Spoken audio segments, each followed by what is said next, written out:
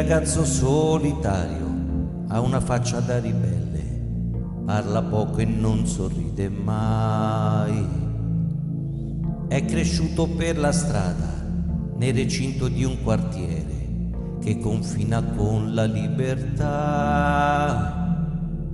Figlio di un destino assurdo e di una storia disonesta, a una scuola non c'è andato mai.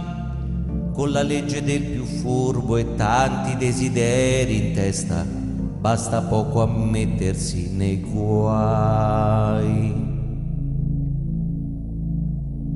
Il ragazzo solitario sogna sempre una stazione con un treno che lo porti via.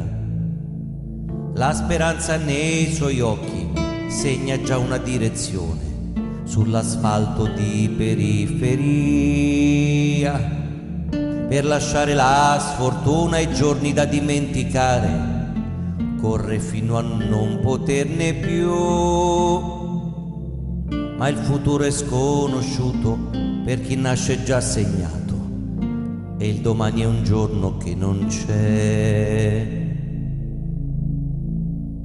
Il sole sembra un amico che muore, la rabbia affonda a parole, in fondo a un muro di niente, è un silenzioso dolore che esplode ma non si sente, è un gran bisogno d'amore, ma il mondo pensa per sé. Il ragazzo solitario sembra uno come tanti, il sabato davanti ai videogames, ma si sente un'astronave senza quando e senza dove, che si è persa dentro sé. Il ragazzo solitario vive nella sua tempesta, scappa se gli chiedi che cos'hai.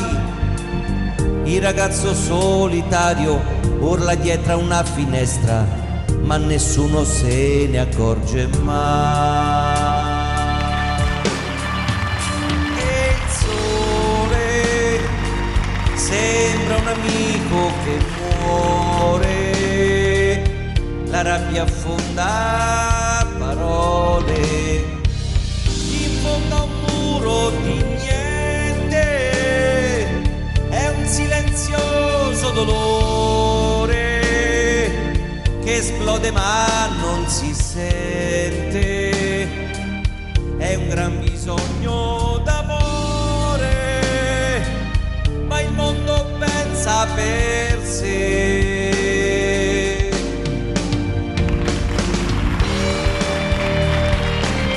Il mondo pensa per sé.